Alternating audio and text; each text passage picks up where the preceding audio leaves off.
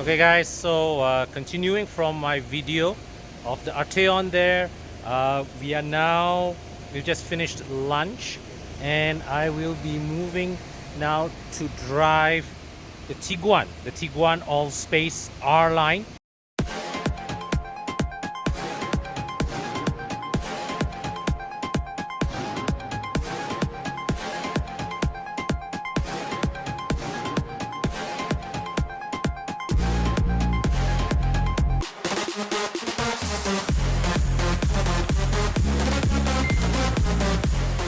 Recap, this is a 7-seater long wheelbase of the Tiguan, originally conceived for the Chinese market but now made available in a global market. So with the Tiguan Allspace, you have a choice between the 1.4 TSI front wheel drive with a 7-speed dual clutch transmission. That's basically the same engine drivetrain layout as you get from the regular wheelbase 5-seater Tiguan.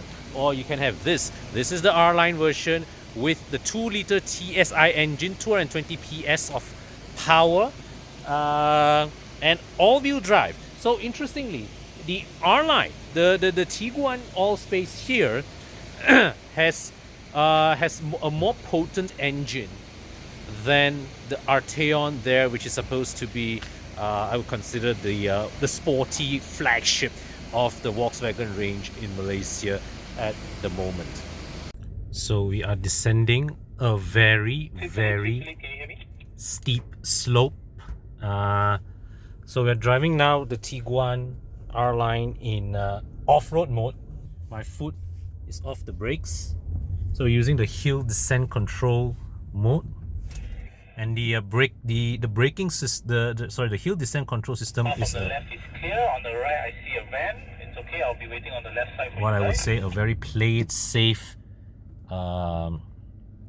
setting, whereby it holds the car so slowly you can even afford to step on the accelerator downwards.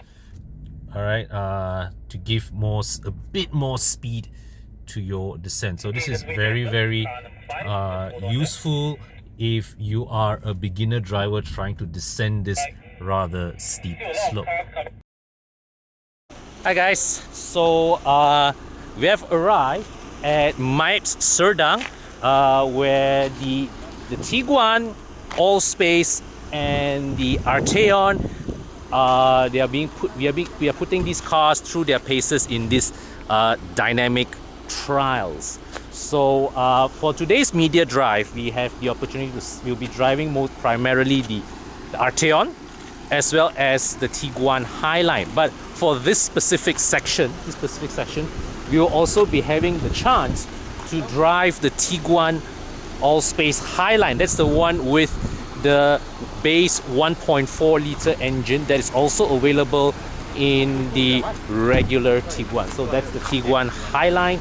This is the R-Line. This is a demonstration of the Tiguan Allspace R-Line's 4-motion system. So down there, those are rollers, okay, and the Tiguan's going on.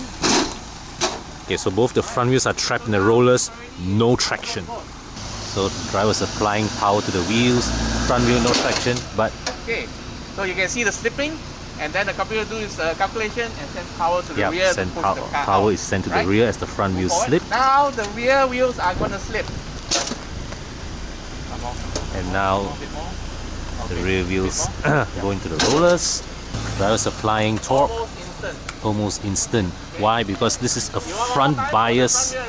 It's a front bias all-wheel drive system. So once immediately as throttle is applied, traction goes to the front. It just goes. So this is another level challenge. You see, the rollers are set to trap the front right wheel and the left rear wheel. Okay.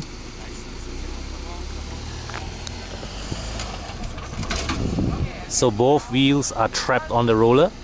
So each axle has one wheel with traction and one without. We have seen this kind of demo many times before. Pretty sure the car will lepas, but still good to see it in action nonetheless. So you see the front wheel is slipping. Okay, so this one takes a bit more effort, but the car still predictably negotiated the obstacle.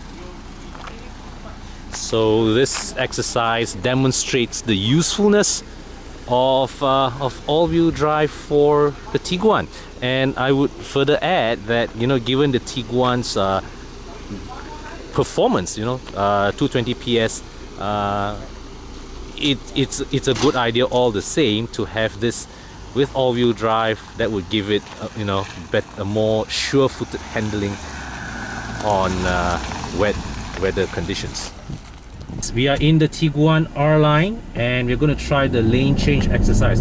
Full acceleration, and Stop, swerve, and then brake. Okay, so the tail swerved a bit because of the sheer violence of my inputs, but I avoided the cones.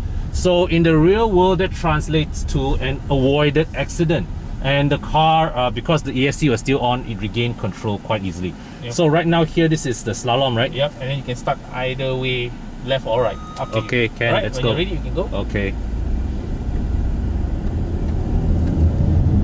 So I'm putting quite steady, but quite heavy throttle input. And then brake Okay. hard. Okay, I missed the braking point, No but worries. this, you know, it's a bit of a sandy area, Yep. so the car slipped a bit Yep. here and there, but So it's good that so that you can feel and yeah, you can feel the ESC working, Yeah, the yeah, tail coming yeah. out. Okay, so now we're repeating the same exercise, this time in the 1.4 high line. All right, which is of course less powerful, but it's the same engine as the regular Tiguan. So full throttle off the line. Okay, maybe it's because full throttle off the line, I didn't manage to build up as much speed as the R line. It was a lot less dramatic. There was no there was not, maybe there was not enough speed for the rear to wiggle loose. So now I can go on. Yeah. All right. So now we continue with the slalom. I'm going to use a bit more aggressive throttle in. Ooh. You feel the rear. Yeah. No, I feel the electronic stability control kicking in. Yep. Yep. So there, in the slalom exercise just now, we can tell there was an advantage in having all-wheel drive, because it with the all-wheel drive model, it was a bit more in control. I was a bit more in control around the slalom, despite I feel carrying higher speeds.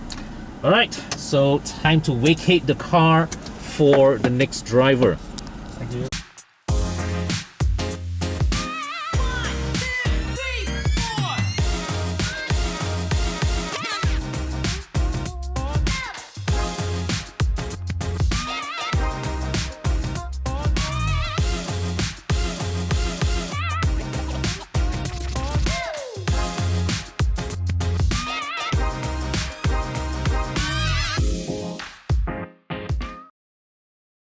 Okay, so well, our itinerary is bringing us up to Gotong for photo shoot, and I might as well show you guys a Genting run with this car. So let me just set the driving mode to sport, and off I go.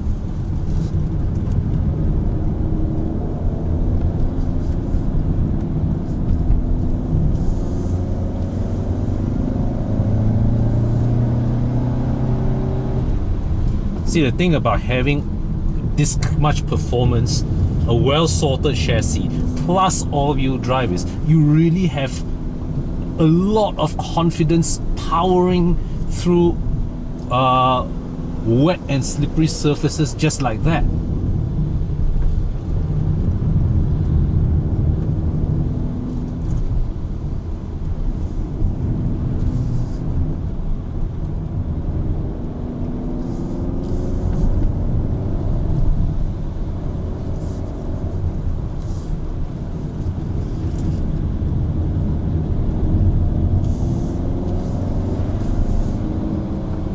the grip levels on offer here is very, very impressive.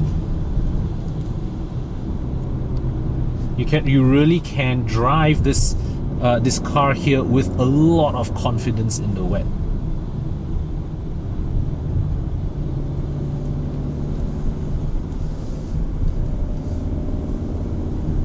But traffic is a bit heavy lah, so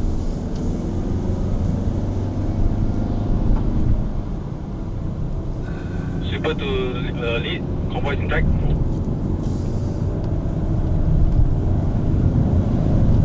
okay, so the convoy is picking up a bit of speed.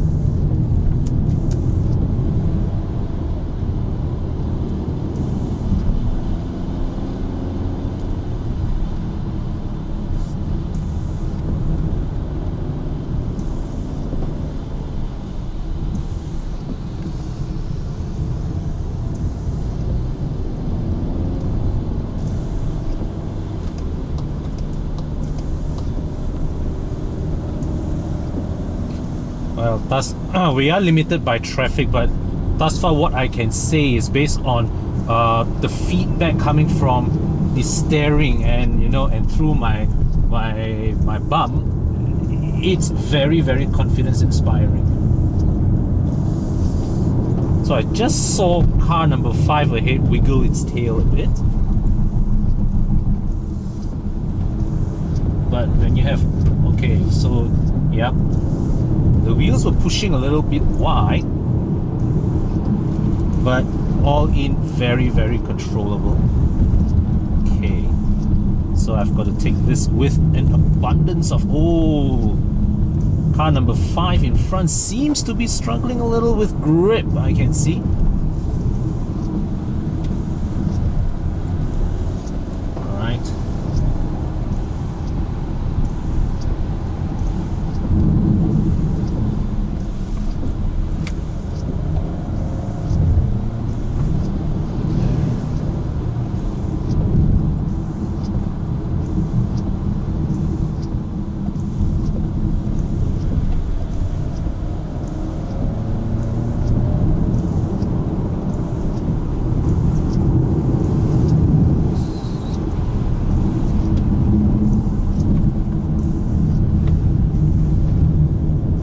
Looking at the way the other car is moving, I am also suspecting that my car here is having better tires than he has, having tires in better shape than his car, because I am feeling absolutely very, very minimal slipping and sliding compared to what I'm seeing with the other car over there.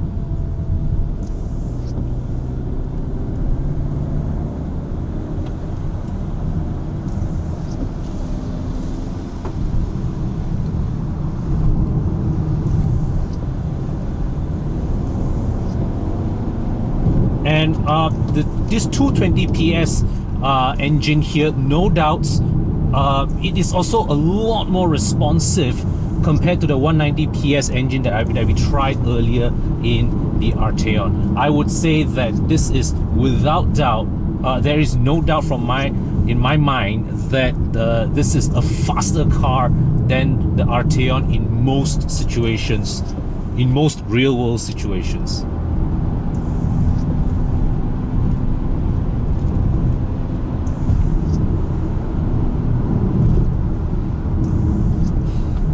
And here, right, unlike it was with the Arteon, here the engine and the chassis feels like, it's matched just right.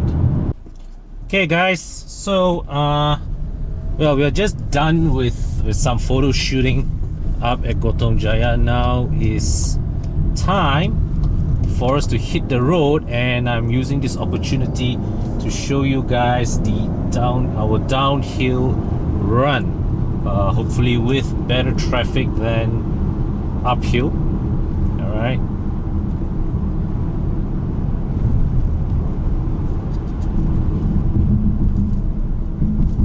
So now I'm going over these rumble strips. There is that hint of firmness in the suspension, natural because of the weight of this car, the performance of this car, the need to the brief that it should have some form of sporty handling. So that part of it is expected, but the pleasant thing about it is also that firmness is not brittle, it's not harsh, it's something that you can live with, all right, even as a family man, knowing that you are getting some gains back in terms of your dynamics.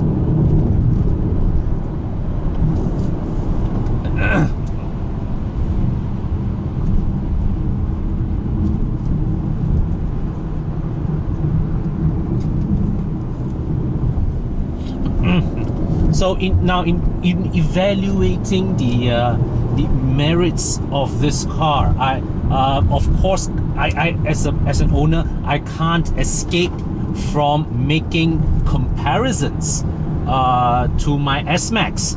All right, now my S-Max has a 240 PS engine, so it's more powerful, but it's front wheel drive, 6-speed torque converter automatic, and the tires in my S-Max, because of its odd size, is nowhere near as good as what you can fit here in the Tiguan Allspace.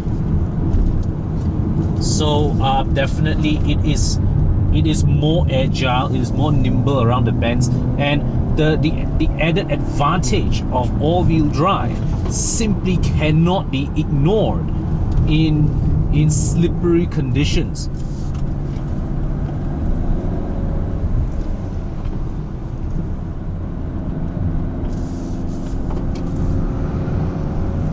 So, I mean, if I were to put the power aside, if I were to evaluate in terms of handling, all right, I definitely this is a more agile, a sharper, a more agile vehicle than my S-Max, which in my opinion is already very, very good in the context of a 7-seater.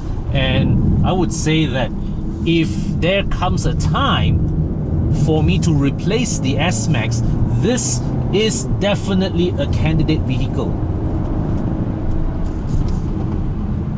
provided my wife likes it, of course. So we are coming into some fog, and that means I have to be more cautious. I'm going to switch on the rear fog lamps. Wow, visibility is poor. I can't see beyond, I think, 2 car lengths at best.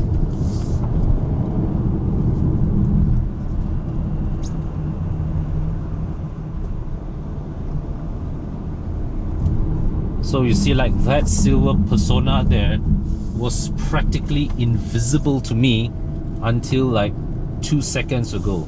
But here the fog is clearing up a bit.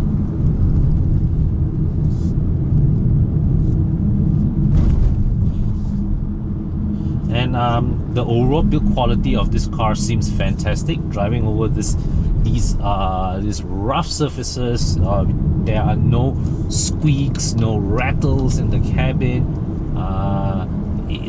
The car itself just feels solid. So honestly, right, my personal opinion, if you are looking for a 7-seater, you still want a bit of driving enjoyment. To me, a bit of dynamic capability. Right? To me, the only vehicles I can think of off the top of my head would be this or the Santa Fe diesel. But of course, the Santa Fe diesel is I believe a full size bigger than the Tiguan Allspace here.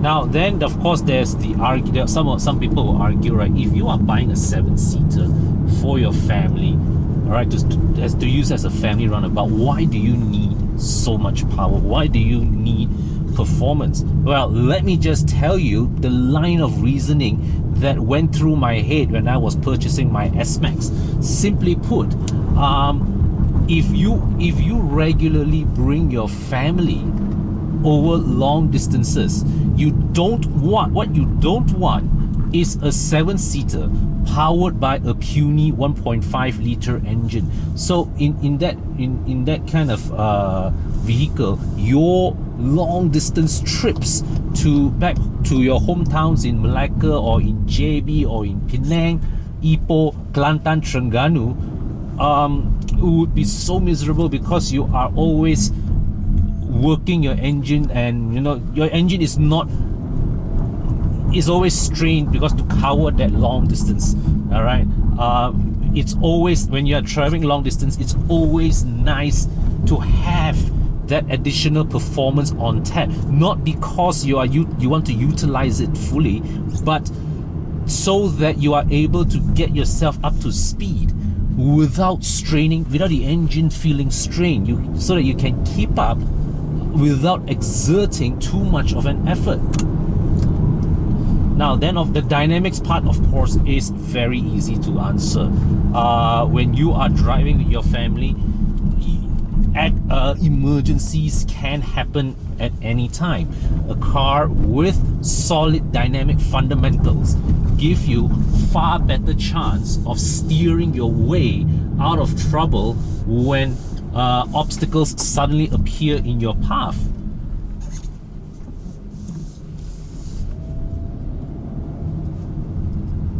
And if you're bringing your family up Genting Highlands in this kind of weather, I'm sure you wouldn't mind the added security of all-wheel drive either. So don't underestimate the importance, the usefulness of performance and handling, even in the context of a 7-seater family vehicle.